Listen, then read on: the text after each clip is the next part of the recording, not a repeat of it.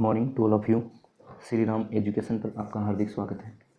देखिए मेरे बच्चों, अपना क्वेश्चन था क्वेश्चन नंबर 48। सरल कीजिए 47.6 गुणा 4.5 माइनस 4.2 बटे केंद्र अपने पास में है 18.7 गुणा 3.5 प्लस 4.55। इसको अपने को सरल करना है। ये क्वेश्चन नंबर 48 अपने पास में था। तो सबसे पहले अपने को करना क्या है, 47.6 को गुणा करना है 4.5 से, फिर उनमें से माइनस करना है 4.2। तो चलिए इसे हल करते हैं। तो देखिए 47.6 इसको गुणा करेंगे 4.5 से, तो गुणा करते हैं।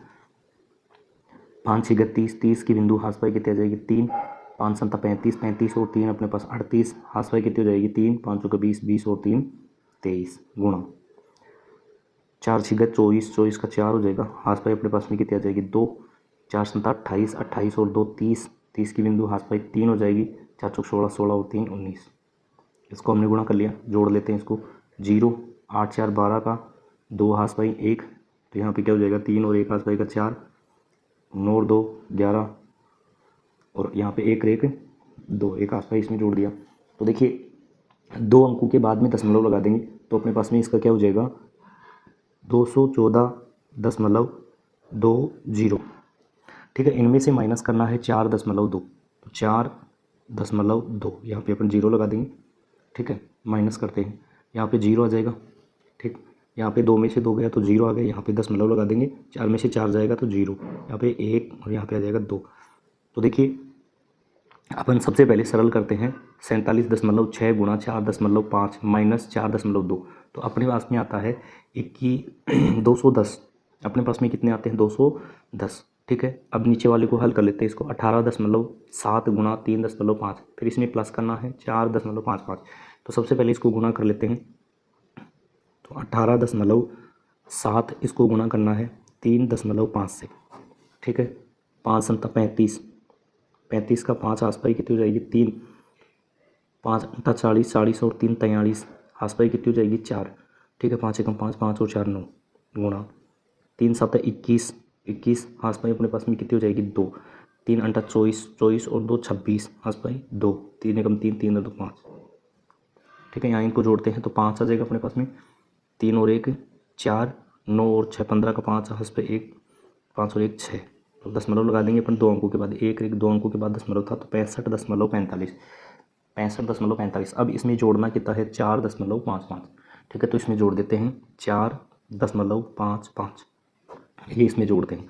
ठीक है, तो अपने पास में क्या आ जाएगा, यहाँ पे 0 यानी कि 5 5 10 की बिंदु हाथ पाई 1 हो जाएगी, और 5 और 4 9, 9 और 1 हाथ पाई का 10, हाथ पाई 1 हो जाएगी, दशमलव लगा देंगे। यहाँ पे 9 9 और 1 10 की बिंदु हाथ पाई 1, 6 1 7, तो यहाँ पे आ जाएगा देखो 70।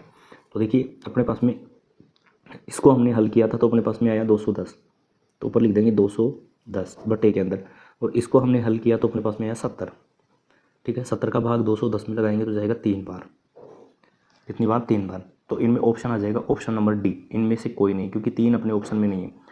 अब अगले क्वेश्चन पे चलते हैं। अगला अपना क्वेश्चन है क्वेश्चन नंबर 49। Question number 49। ठीक है, एक परिवार का मासिक खर्च निम्न प्रकार है। रसोई 8,793 रुपये खर्च, शिक्षा पर 5,694 रुपये, अन्य खर्च 3,972। परिवार का कुल मासिक खर्च निकटतम हज़ार में बताना है। तो सबसे पहले इनको जोड़ेंगे, सबको जोड़ लेते हैं। यानी कि रसोई का खर्च कितना है 8,793। ठीक है, शिक्षा पर खर्च है 5,694। ठीक है, अन्य खर्च है 3,972। ठीक है, इनको जोड़ देते हैं तो टोटल खर्च कितना हो जाएगा। देखो यहाँ पे अपने पास में कितना हो गया 3 3 और 4 7, 7 और 2 9 हो जाता है। ठीक है, यहाँ पे देखो 9 और 9 18, 18 और 7 अपने पास में कितना हो जाता है 18 और 7 25, 25 आस पास कितनी हो जाएगी 2। ठीक है, यहाँ पे देखो 9 9 और 6 15, 9 और 6 15, 15 और 7 22, 22 और 2 अपने पास में कितना हो जाएगा 24। ठीक है, हाथ पे कितनी हो जाएगी 2, 8 5 13, 13 और 3 16, 16 और 2 18।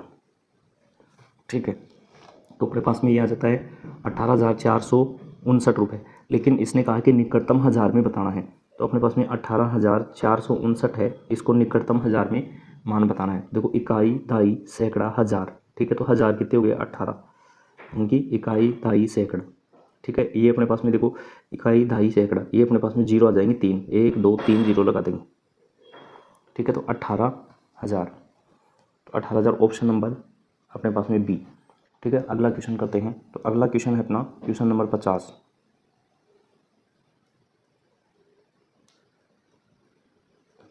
चलिए क्वेश्चन नंबर 50 करते हैं।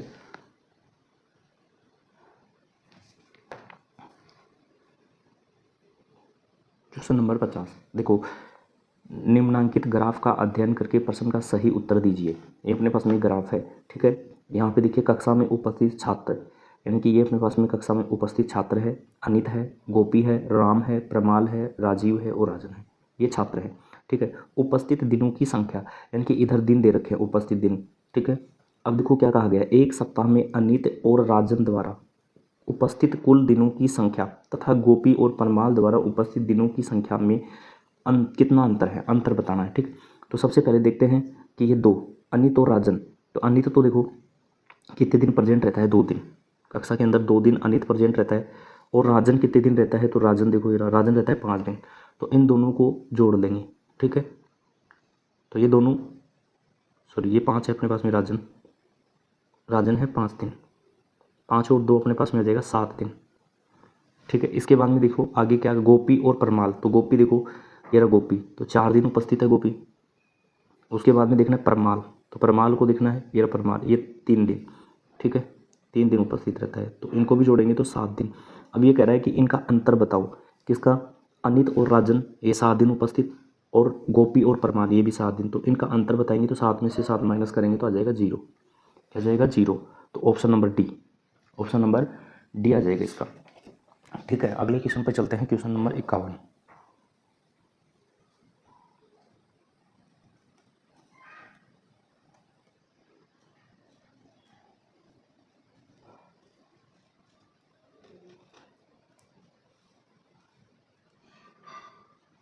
अपना अगला क्वेश्चन है क्वेश्चन नंबर 51। ये रहा,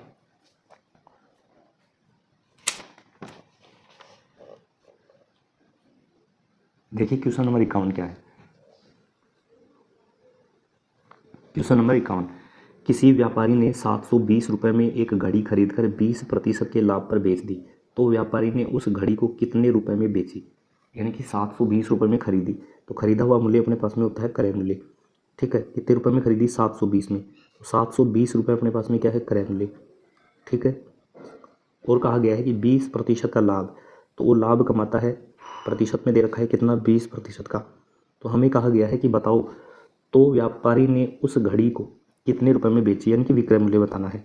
तो देखिए विक्रय मूल्य बराबर अपने पास में क्या होता है, विक्रय मूल्य बराबर हो जाएगा क्रय मूल्य, ब्रैकेट के अंदर अपने पास में क्या जाएगा 100 प्लस लाभ प्रतिशत, लाभ प्रतिशत बटे के अंदर आ जाएगा 100, ठीक है। तो देखो क्रय मूल्य कितना है 720, ब्रैकेट 100 प्लस लाभ कितना है 20% का, तो 20 बटे में क्या जाएगा 100, ठीक है। यहाँ 720 गुणा, इनको जोड़ देंगे 100 और 20 120 बटे 100, इस जीरो से ये जीरो कैंसिल आउट, इस जीरो से ये जीरो कैंसिल आउट, जीरो से जीरो कट जाएंगे। अब अपने पास में क्या बचेगा 72 गुणा 12, 72 गुणा 12, ठीक है। 12 दूनी 24 का 4 हो जाएगा, हाथ पर कितनी 2 हो जाएगी, 12 7 है 84, 84 और 2 अपने पास में कितना हो जाएगा 86।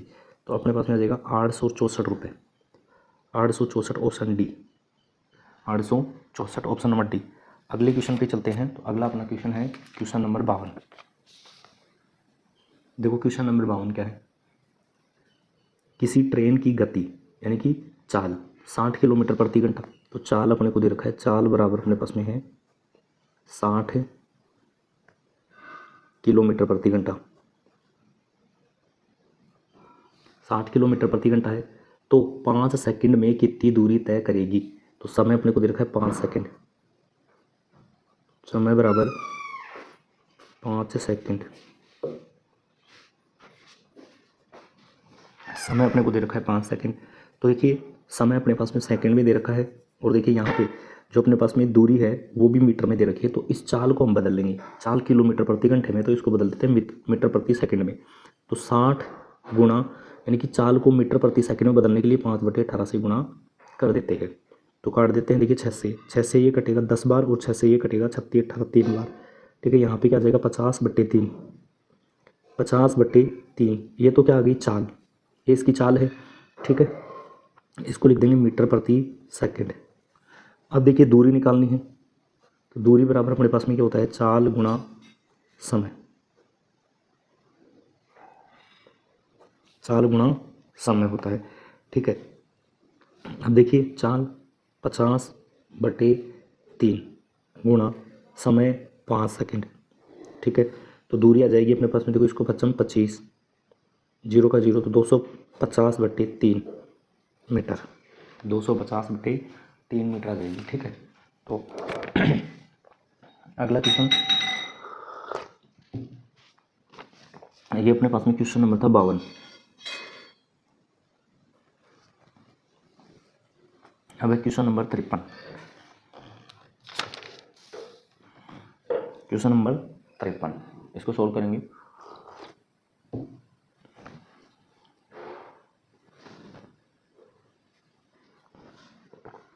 किसी धन का साधारण ब्याज 5 वर्ष में 3% वार्षिक ब्याज की दर से 600 रुपये होता है, तो वह धन बताइए। देखिए अपने को वो ब्याज दे रखा है, यानी कि ब्याज बराबर 600 रुपये। ठीक है, समय अपने पास में दे रखा है 5 वर्ष, और दर अपने पास में दे रखी है 3% वार्षिक, 3% वार्षिक दर। ठीक है, यहाँ पे देखिए 600 रुपये साधारण ब्याज है। देखिए कहा गया है किसी धन का साधारण ब्याज है वो 5 वर्ष में 3% वार्षिक दर से 600 रुपये होता है, तो ये साधारण ब्याज। अब अपने को निकालना क्या है, किसी धन का, यानी कि तो वह धन बताइए, मूलधन निकालना है। तो देखिए मूलधन बराबर अपने पास में होता है ब्याज गुणा 100 बट्टे में क्या आ जाएगा, दर गुणा समय, दर गुणा समय। ब्याज कितना है 600 रुपये गुणा 100 बटे दर कितनी है 3% वार्षिक गुणा समय 5 वर्ष। ठीक है, तो इसको काट देंगे, है ना, इसको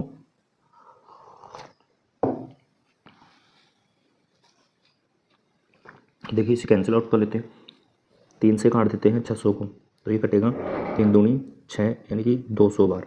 अब 5 से काट देते हैं इसको, तो 5 चौके 20, यानी कि 40 बार, 0 को 0। अब गुणा कर देंगे 100 को 40 से, तो अपने पास में आ जाएगा 4000 रुपये, यह आ जाएगा 4000 रुपये। Option number A, option number A सही है इसका। अगले क्वेश्चन पे चलते हैं।